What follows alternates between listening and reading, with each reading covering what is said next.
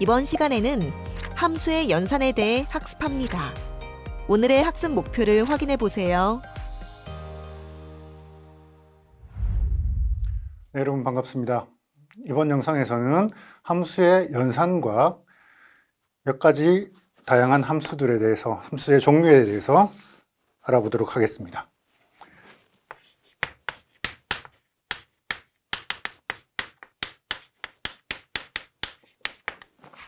네, 함수들을 가지고 사칙 연산을 한다라는 의미가 무엇인지 살펴보도록 하죠.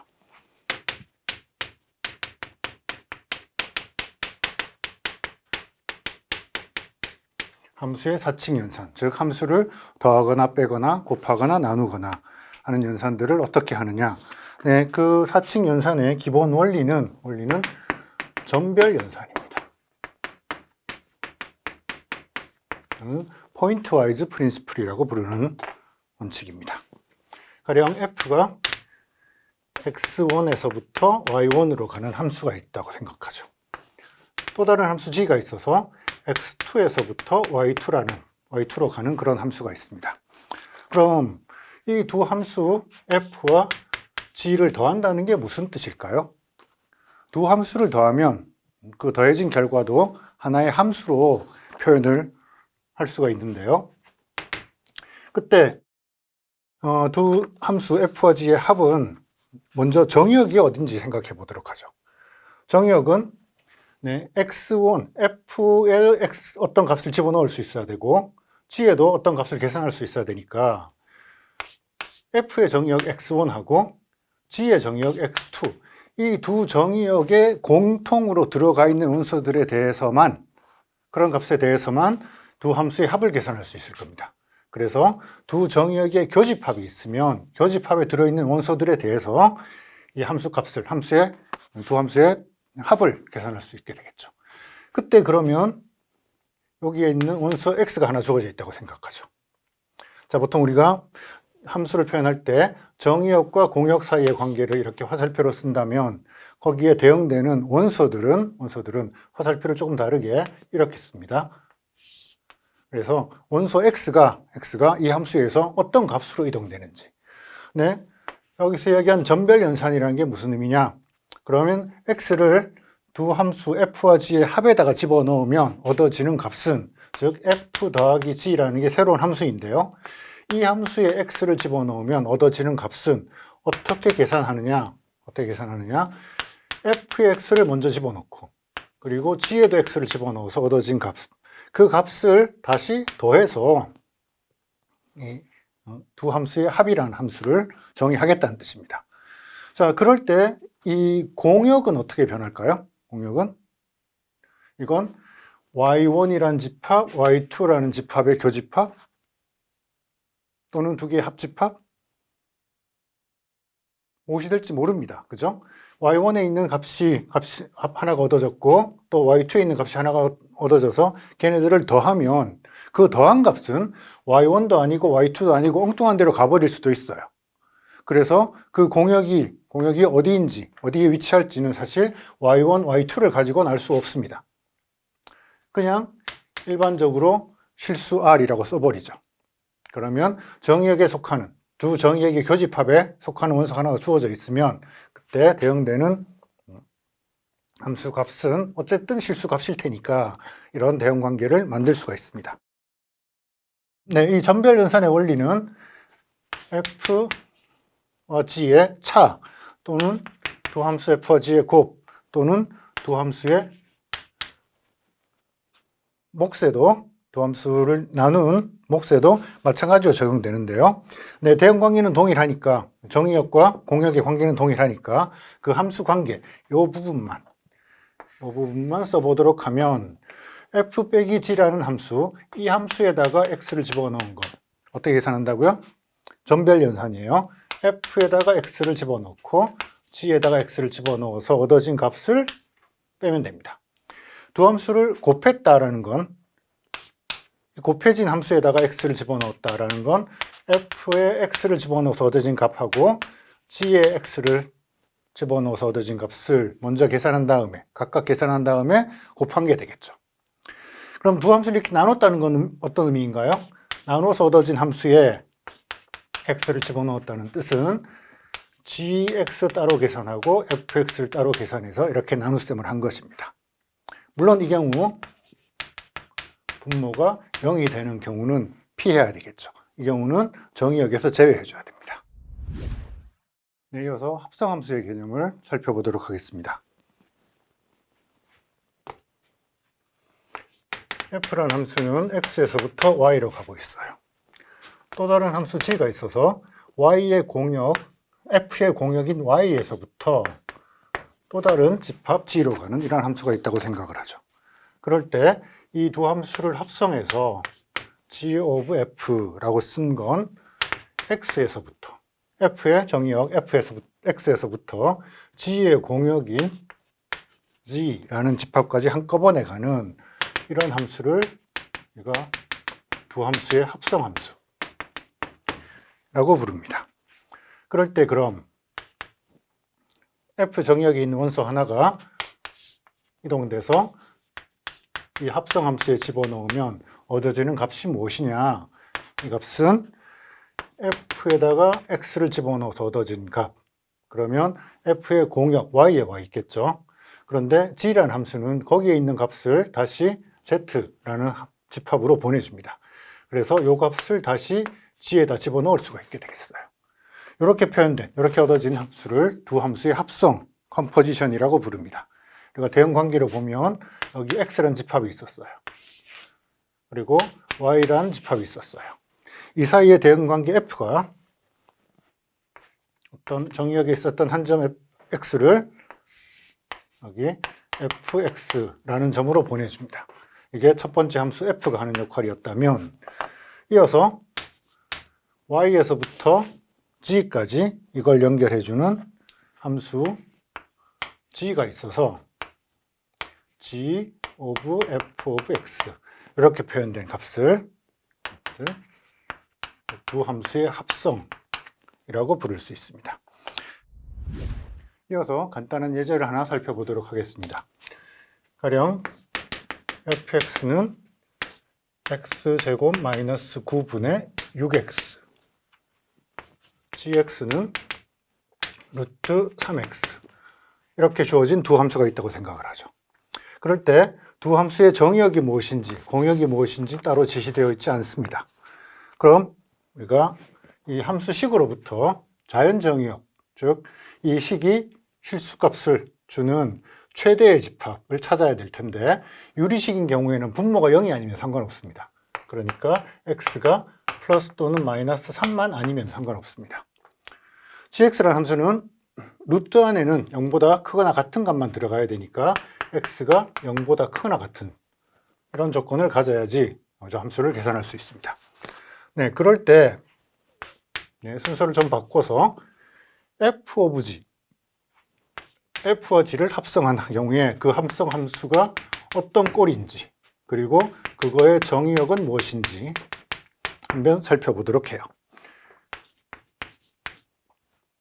자, 함수를 f, g 순서대로 합성을 했습니다. 네, 그 이야기는 사실은 g를 먼저 계산해서 얻어진 값을 f 안에 집어넣는다는 뜻이에요. 그렇죠? 그러니까 f 안에 gx, 즉 루트 3x를 집어넣게 됩니다. 그러면 f 안에 들어있는 x들을 루트 3x로 다 바꿔 넣어줘야 되니까 6 루트 3x 나누기, 네, 루트 3x를 제곱을 하면 3x가 될 거고 빼기 9, 네, 이런 식이 됩니다. 또는 조금 정리해 보면 x-3분의 2배 루트 3x 이런 꼴로 쓸 수 있겠죠.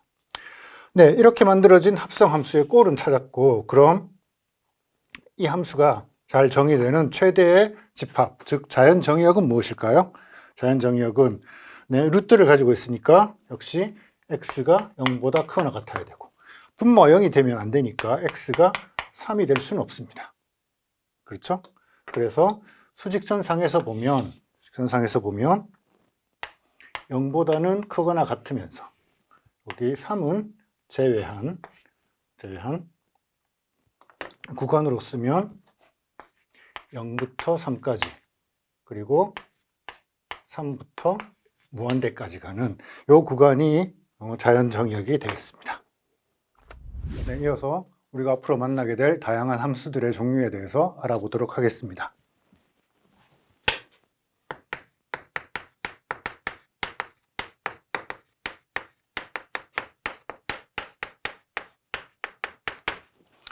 네, 먼저 가장 간단한 함수로서 상수함수가 있습니다. 상수함수는 fx에 어떤 x가 들어오더라도 그 값이 항상 일정한 상수 k인 것입니다.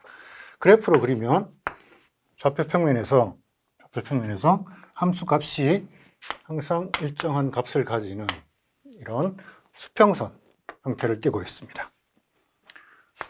다음으로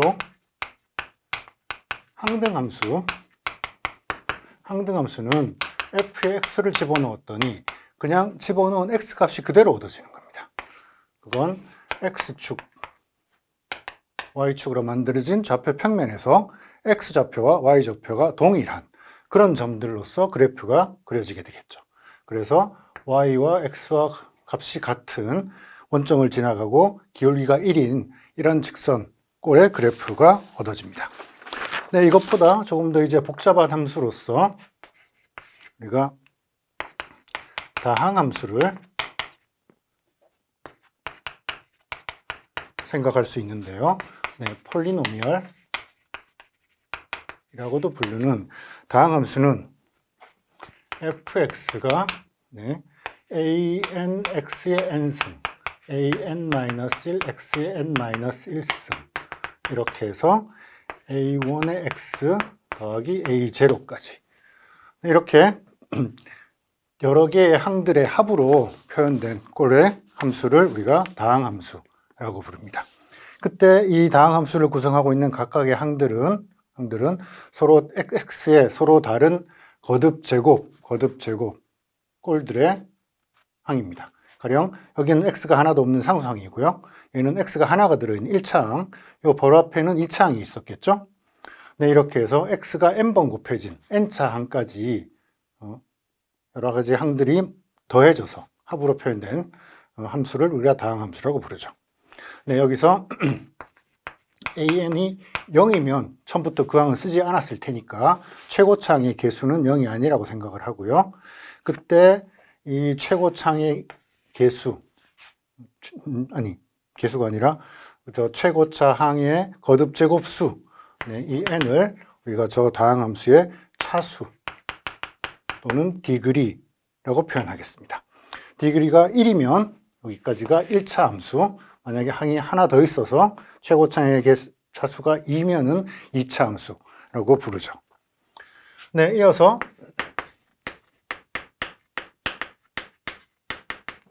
유리함수 또는 레셔널 펑션이라는 건 이 다항함수들의 비로 표현된 그런 함수들입니다. 즉 fx는 분수식꼴로서 px분의 qx, 여기서 px, qx가 각각 다항함수의 형태를 가지고 있는 거죠. 그래서 가령 분모를 다항함수로 적어보면 bm x의 m승 bm-1의 x의 m-1승 해서 b0까지. 그래서 분모는 차수가 m인 다항함수라고 생각하겠어요.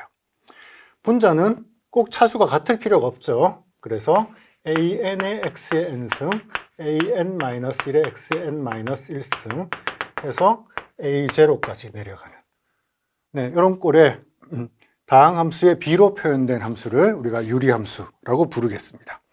물론 유리함수가 잘 정의되기 위해서는 분모 px가 0인 경우는 그 정의역에서 제외해야 될 겁니다.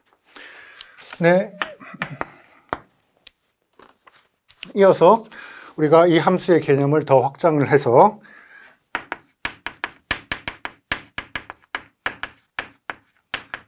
대수적 함수로 확장할 수 있는데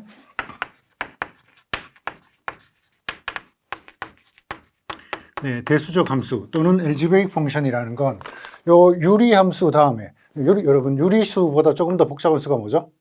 무리수죠, 무리수. 무리수 중에 대표적인 게 거듭 제곱근이 포함되어 있는 겁니다. 그래서 유리함수에다가 추가로 거듭 제곱근까지 포함한 걸 우리가 대수적인 함수라고 부릅니다. 자, 유리함수가 어떻게 얻어졌는지 생각을 해보면 출발은 상수함수와 항등함수였었습니다. 그래서 상수함수 그리고 항등함수를 가지고 상수와 항등함수를 곱했어요. 또는 x제곱은 항등함수를 자기 자신과 다시 곱한 거죠. 그래서 상수함수와 항등함수를 곱하고 더하고 하면 다항함수가 얻어집니다. 그렇게 얻어진 함수를 다시 나눗셈, 몫을 취하면 유리함수가 얻어지죠. 상수함수와 다항함수에다가 여기에 사칙 연산을 적용하면, 즉 덧셈, 뺄셈, 곱셈, 나눗셈을 적용하면 유리함수가 얻어집니다. 대수적 함수는 여기에다가 사칙 연산에 더해서 거듭 제곱근, 즉 꼭 제곱근만이 아니라 n승근까지 포함하는 그런 함수를 대수적 함수로 분류하겠습니다. 물론 함수에는 대수적 함수만 있는 게 아니라 이거보다 이 범위를 벗어나는 더 복잡한 함수들도 많이 있습니다. 그런 함수를 통틀어 non-algebraic 펑션 또는 비대수적 함수라고 부를 수 있을 텐데요. 예를 들면 삼각함수, 사인, 코사인 또는 지수함수 또는 로그 함수, 이런 함수들은 대수적 함수에 속하지 않죠. 상수함수와 항등함수의 사칙 연산 또는 거듭 제곱근으로 사인, 코사인을 나타낼 수는 없습니다. 그렇죠? 지수, 로그 함수도 마찬가지고.